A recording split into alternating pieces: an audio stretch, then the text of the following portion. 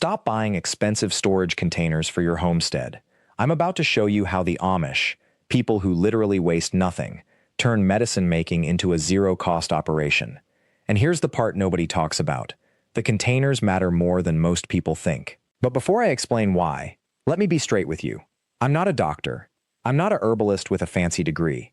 What I'm about to share is how we source, store, and use home remedies on a working homestead where you can't just run to the pharmacy when something goes wrong. It's practical, it's tested, and it costs almost nothing. The real secret the Amish learned centuries ago isn't about the remedy itself. It's about the container. You can have the best herb blend in the world, but if it's sitting in the wrong glass, exposed to light or moisture, it degrades. So before you make a single tincture or salve, you need to know where to find free or nearly free containers that actually work better than what you'd buy new. And that's where most homesteaders get it completely backward. Here's what you need to understand. The Amish don't shop for containers. They hunt for them. Every time milk comes in a glass bottle from the dairy, that's a container. Every time jam jars are emptied, they're cleaned and saved. When an elderly aunt passes something down, those old apothecary bottles don't get thrown away. They get washed, labeled, and put to work. And it turns out, old glass is often superior to new. It's thicker, it holds temperature better, it protects contents from light better. The dark amber glass especially. That stuff was designed 100 years ago for exactly this purpose, keeping remedies potent. But here's where most DIY homesteaders make their first mistake. They assume all old glass is safe. It's not. Lead-based glazes on certain vintage jars can leach into oils and vinegar-based remedies. This is serious, so I'm going to tell you exactly how to check. If a jar is marked, and I mean marked anywhere on the glass or the bottom, with hand-painted, artisan glaze, or imported before 1970, don't use it for anything you're going to ingest or apply to skin. Stick to clear, unmarked glass or bottles that originally held medicine, spices, or food. The dairy bottles, the old Kerr canning jars, the vintage Pyrex containers, those are safe. That's your baseline. Now, the second reason containers matter, and this is where the Amish philosophy gets interesting, is that the right container tells you something about the remedy itself. If you're making a poultice or a salve, something thick and oil-based, you need a wide-mouthed jar. If you're making a tincture or a medicinal vinegar, you need a bottle with a tight seal. If you're storing dried herbs, you need amber or dark glass that blocks light. The container isn't just storage. It's part of the system. It's preventing oxidation. It's keeping moisture out. It's protecting potency. And when you understand that, you start hunting for containers that already have these built-in advantages rather than buying new ones that cost 5 times as much. Let me show you where the Amish find these containers, because this is the part that saves you hundreds of dollars. First place, estate sales and auctions. When an older homestead is cleared out, there are always dozens of old glass bottles, pharmaceutical jars, and kitchen containers that go for 50 cents to $2 each. You're not buying them for their beauty. You're buying them for function. A box of 20 mixed vintage bottles might cost $8. That's 40 cents per container. Compare that to ordering new amber apothecary jars online at $3 to $5 each. Second place, restaurant supply stores and commercial kitchens. If you know someone in the food service industry, and on a homestead, you probably do, ask them to save glass jars. Restaurants throw away hundreds of pounds of perfectly good glass every month. Oil jars, sauce jars, bulk ingredient containers. All of it needs to be replaced regularly. It's literally going to the landfill. One conversation with a restaurant manager, and you might walk out with 50 jars for free. Third, glass recycling centers. Most areas have a local recycling facility that accepts glass, and here's where it gets interesting. Many of those facilities will let you pick through the cleaned glass before it goes for processing. You're looking for intact jars, bottles with lids still attached, anything that's whole. You might find vintage bottles from old dairies, old medicine bottles that somehow made it back to recycling, professional-grade storage jars. And the cost? Zero. You're saving it from being melted down. You're literally pulling value from waste. Fourth place, and this one might surprise you, thrift stores and secondhand shops. Places like Goodwill and Salvation Army get donated glass cookware, food storage containers, and vintage bottles constantly. Because they're not marketed as apothecary jars, they're cheap. A set of 6 vintage canning jars might cost $2. A beautiful old glass medicine cabinet filled with bottles might be $5. You're not buying them for their original purpose. You're buying clean glass at throwaway prices. But here's what separates someone who is just hoarding glass from someone who is actually building a working remedy system. Organization. The Amish way is not to collect randomly. You collect strategically. You need to know what size remedies you actually make. Do you make small batches of salve? Then you need dozens of small jars, 2 to 4 ounces. Do you make medicinal vinegars in quantity? Then you need larger bottles with tight sealing caps. Do you dry herbs from your garden? Then you need medium jars with lids that seal against moisture and light. Before you start collecting containers, inventory what you actually need. If you're going to make a salve for dry skin, arthritis relief, or minor burns, plan on making batches of 8 to 12 small jars. That means you should be hunting for 20 to 30 small containers as your baseline. If you're making medicinal tinctures, alcohol-based remedies that extract the power of herbs and roots, you need bottles with cork or screw-top lids that seal completely. You want dark glass if possible, because alcohol tinctures sit for weeks or months. The light damages potency. So your hunting strategy changes.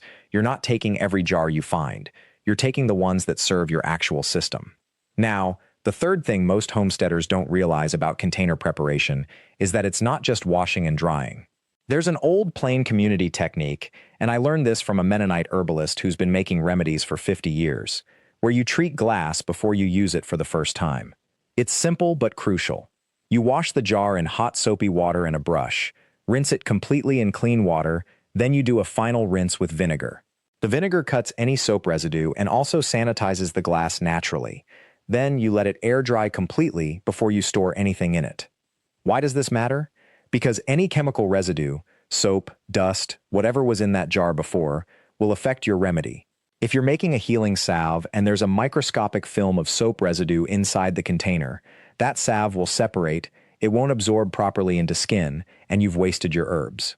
If you're storing a tincture and there's any moisture in the jar, the alcohol will dilute and your remedy loses potency. The rinse and dry step seems small, but it's the difference between a remedy that works and one that sits in your cabinet unused. The last major thing about container selection that the Amish do instinctively but rarely explain to outsiders is labeling.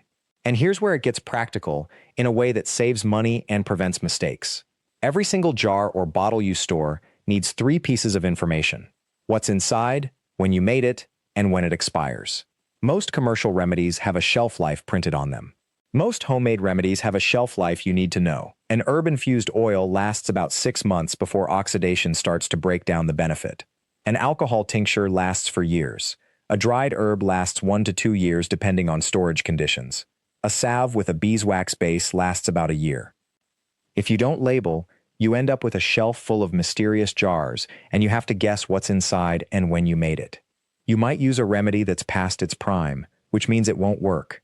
Or you might throw away a perfectly good remedy because you're not sure. Both of those are waste, and the Amish economy is built on eliminating waste, so labeling is not busy work. It's the foundation of a functional remedy system. Here's where the system gets even more interesting, and this is where most DIY homesteaders completely miss an opportunity.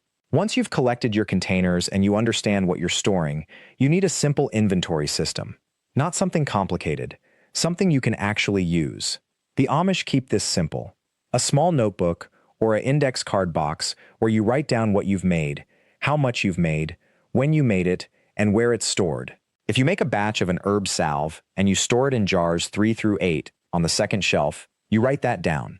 You note how many jars you made. You note what herbs went into it and where those herbs came from. Why does this matter for a zero-cost homestead system? Because it prevents you from making mistakes that cost money. If you don't know you already have 6 jars of elderberry syrup in storage, you might make more when you could be making something else. If you don't know where you stored your winter salve in June, you might buy a new jar in November when you find you need it. If you don't know that the last batch of your arthritis salve sold out or was used up, you can't plan your next batch. The inventory system, which costs literally nothing if you use paper you already have, is the difference between running a functional remedy operation and just having a shelf of mysterious jars. The reason I'm going deep on this, containers, preparation, labeling, inventory, is that most remedies only work if they're actually potent, and potency dies when containers fail.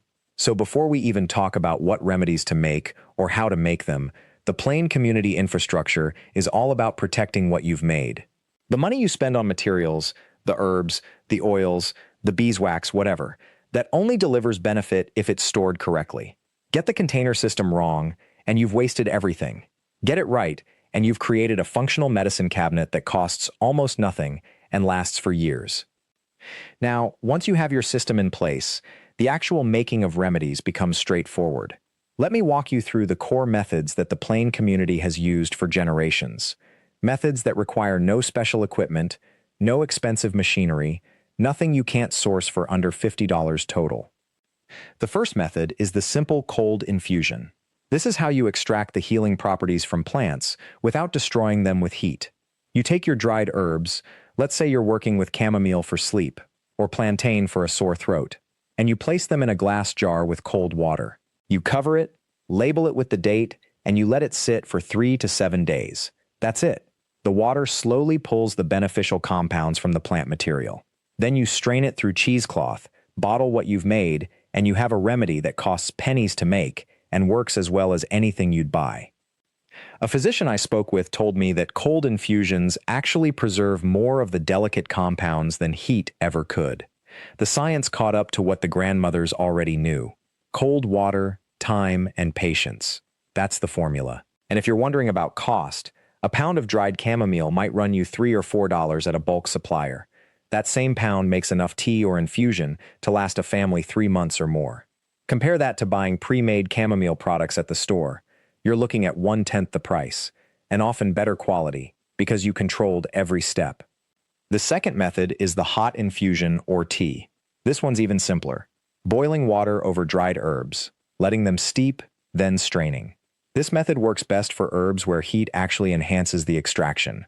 Things like ginger root for nausea, or peppermint for digestion. You boil your water, pour it over the herbs in a cup or pot, cover it so the steam doesn't escape, wait 10 to 15 minutes, and strain. Drink it warm. The heat pulls out compounds that cold water might miss, and it also gives you the comfort of a warm beverage when you're not feeling well. Here's what matters. Both methods, cold and hot, require nothing but glass jars, water, dried plants, and time. No electric equipment, no complicated steps. Yet the result is a potent remedy that works. A family in Lancaster County that I visited keeps a rotation of infusions going year-round. On any given day, there are 3 or 4 jars steeping on their windowsill. When someone in the household develops a cough or a sore throat or trouble sleeping, they simply reach for the jar that addresses it. No store trip, no waiting, no medication that might carry side effects. Just the remedy. Ready. The third method, and this is where things get a bit more deliberate, is the herbal oil infusion. This is how you make salves and healing balms. You take a carrier oil, something neutral and skin-friendly like coconut oil or sweet almond oil, and you infuse it with dried herbs. The process is the same as a cold infusion, but instead of water, you're using oil. The oil pulls the medicinal compounds from the plants, and what you end up with is an oil that you can apply directly to skin or that you can turn into a salve by mixing it with beeswax. This one does require a bit more care because oils can go rancid if not stored correctly. But the trade-off is worth it. A homemade salve costs you perhaps $2 in materials, oil, beeswax, dried herbs, and a store-bought equivalent of the same quality runs $15 to $30. And the satisfaction of making something with your own hands that genuinely helps someone you love, that's worth more than money. The plain community understands something that modern consumers often miss. The process of making a remedy is part of the remedy itself. When you take the time to prepare something carefully, to source good materials, to store it properly, and then to use it mindfully, you're engaging with healing in a different way than when you grab a bottle off a shelf. Your attention matters. Your intention matters. The research backs this up too. There's a documented phenomenon called the placebo effect, and it's real. When you believe something will help, when you've invested effort into it, your body often responds more fully. So the care you take in making these remedies isn't wasted effort. It's foundational. Now let's talk about 3 remedies that the plain community makes regularly, and that modern science has now validated. These aren't theoretical. These are things that work, that cost almost nothing, and that any person reading this could make in their kitchen today. The first is a simple honey and vinegar tonic. Raw honey, the kind that still has pollen and other compounds in it, mixed with raw apple cider vinegar, creates a tonic that supports immune function, aids digestion, and helps with inflammatory issues. The ratio is simple: 2 tablespoons of raw honey to 1 tablespoon of raw apple cider vinegar, mixed into a cup of warm water. Taken once or twice daily, especially during cold and flu season, this becomes preventive medicine. Cost breakdown: a bottle of raw apple cider vinegar costs $2 or $3 and lasts months. Raw honey might cost $5 for a good quality jar that lasts weeks. For under $10 in materials, you have a tonic that a nutritionist might recommend, and that costs nothing to make once you have the base ingredients. The second remedy is a simple calendula salve. Calendula flowers, also called marigold, have been used for wound healing, skin irritation, and minor infections for centuries. You infuse dried calendula in coconut oil for a week or two, strain it, then warm it gently with beeswax until you have a spreadable consistency. Poured into small tins and allowed to cool, you have a salve that you can apply to cuts, scrapes, rashes, or any minor skin irritation. A plain farmer's wife I spoke with keeps a tin of calendula salve in her kitchen, her barn, and her bedroom.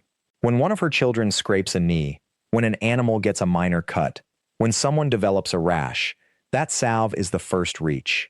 She told me she's made it the same way her mother taught her, and her mother learned it from her own mother.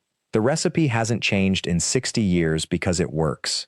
The cost is negligible, perhaps $1 per finished tin, and the shelf life is months or longer if stored in a cool place. The third is a ginger and turmeric paste for joint discomfort and inflammation. Both ginger and turmeric contain powerful anti-inflammatory compounds that science has now documented extensively. You take fresh ginger root and turmeric root, both available inexpensively in bulk. You grate them, and you mix them with a carrier oil and perhaps a bit of salt or honey. What you create is a paste that you can apply topically to sore joints, or that you can mix into warm milk and drink. This remedy costs almost nothing. A pound of fresh ginger might cost $1. A pound of turmeric root costs $2 or $3. These quantities make enough paste for months of use, and the results speak for themselves. I've watched people in their 70s and 80s who have worked physically their entire lives maintain mobility and comfort because they've used simple anti-inflammatory remedies like this one, consistently, over time. What I'm noticing as I move through these remedies is a pattern. Each one follows the same basic principles. You source simple, inexpensive plant materials. You prepare them with care, using basic methods: infusing, mixing, storing. You label everything clearly, so you know what you have and how long it's been stored. You keep records, so you can replicate what works. And you use these remedies mindfully, paying attention to how your body responds. The plain community doesn't have access to the internet to research whether ginger reduces inflammation. They don't have pharmaceutical companies marketing drugs to them. What they have is observation, passed down through generations. They notice that when their grandmother takes the ginger paste, her hands feel less stiff. They notice that the honey soothes a cough. They notice that the calendula salve heals a scrape faster than nothing at all. And so these practices persist because they work. Now, one thing that's absolutely critical, and I need to be direct about this: making remedies at home requires basic cleanliness and safety practices. You cannot be casual about this. If you're infusing herbs or creating salves, your workspace must be clean. Your jars must be sterilized. Your hands must be washed. The herbs you use must be properly dried and free from mold or contamination.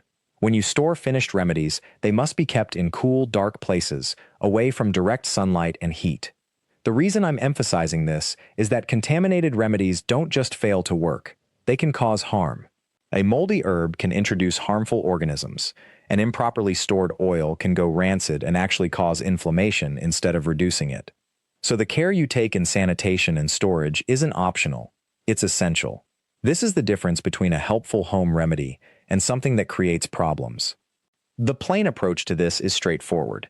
Everything is done by hand, in clean conditions, with attention and respect for the materials. There's no rushing, there's no complexity. But there's also no cutting corners. You either do it right or you don't do it. And that discipline, that refusal to compromise on basic safety and quality, is why these remedies have survived for generations. When you're storing these remedies, The environment matters as much as the container. Cool, dark, and dry. That's the old saying, and it's precisely right. Heat breaks down the active compounds. Light degrades them. Moisture invites mold and spoilage. Your grandmother didn't have a fancy climate-controlled cabinet, but she understood these principles deeply because she had to. She couldn't afford to waste materials. One batch of spoiled salve meant going without until the next harvest, so she kept things in a root cellar, a pantry, or a cool corner where the sun wouldn't reach. Modern homes with central heating actually make this harder, not easier. That warm, dry air circulating year-round is the enemy of long-term storage. So if you're going to keep these remedies on hand the way the plain community does, you need to think about where you're storing them. A basement corner works, a kitchen cabinet away from the stove works, even a closet in an interior wall, somewhere the temperature doesn't swing wildly with the seasons. Label everything with the date you made it. That simple act of writing "Made June 2024" on a jar of salve tells you exactly when to replace it. Most homemade remedies are good for a year, some longer if stored perfectly, but why guess? Write the date. Trust the date. Replace it when the time comes. This habit alone, the discipline of dating and rotating your remedies, separates the people who have genuine home remedies ready when they need them from the people who find a jar of mystery salve in the back of a cabinet and wonder if it's still good. Now, there's another layer to this that most people miss entirely. The plain community doesn't just make these remedies for individual use. They make them as part of a larger household system. A woman might make 5 jars of salve in spring because she knows her family, and possibly neighbors who drop by, will need it over the coming months. A batch of honey and ginger is made not just for one person's cough, but for whoever in the household gets sick. This isn't wastefulness. It's wisdom. It's knowing that having remedies on hand means you're less likely to panic when someone gets sick at midnight. You're less likely to make a trip to town that costs time and money. You're less likely to reach for something stronger than necessary because you have something gentle and effective already prepared. This is where the real savings happen. Not in any one remedy costing less than a store-bought version, though it does, but in the entire approach to health and wellness. You're building a system. You're developing knowledge. You're reducing your dependence on commercial products and the constant need to run to the store or call a doctor for something small. And yes, some things require a doctor. A broken bone requires a doctor. A serious infection requires a doctor. Something that doesn't improve in a reasonable time requires a doctor. But a cough that started yesterday? A dry patch of skin? A minor cut that needs gentle care? These are exactly the things a well-stocked home remedy shelf handles beautifully. The final thing I want to say about all of this comes back to where we started. These remedies work because they're simple, because they use ingredients nature provides, and because they've been tested by time and now by science as well. But they only work if you respect them. If you make them with clean hands and a clear intention. If you store them properly. If you use them when they're appropriate and know when to seek help beyond them. If you teach your children which small troubles a home remedy solves and which ones require a doctor's expertise. That discernment, that wisdom about knowing the difference, is the real inheritance your grandmother's shelf represents. The plain way isn't about rejecting modern medicine. It's about understanding that not every problem needs the full machinery of modern medicine. It's about having options. It's about being prepared. It's about knowing what your great-grandmother knew and what the doctors now say is true. And it's about taking the time to do things right, whether that's sterilizing a jar or waiting for an oil to infuse slowly over weeks rather than rushing the process. If you want the complete list of old remedies from the plain community, the full 10 and how to prepare each one properly, I've put that together in a detailed guide available at the link below. It includes the exact ratios, the storage methods, and the cautions for each remedy.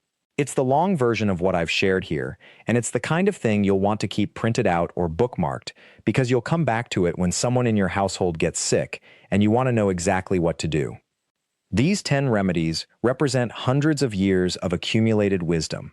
They're not magic, they're not a substitute for real medical care when it's needed, but they are genuine, tested, and available to anyone willing to take the time to prepare them and the patience to use them properly. That's the plain way. Not flashy, not expensive, but deeply effective because it's rooted in reality and respect for the materials you're working with. I want to thank you for watching this video and taking the time to learn about these old remedies and how the plain community keeps them alive. If this kind of practical, time-tested knowledge is helpful to you, please subscribe to the channel so you don't miss the next video. Leave a comment below if you have a remedy from your own family that's worked for you.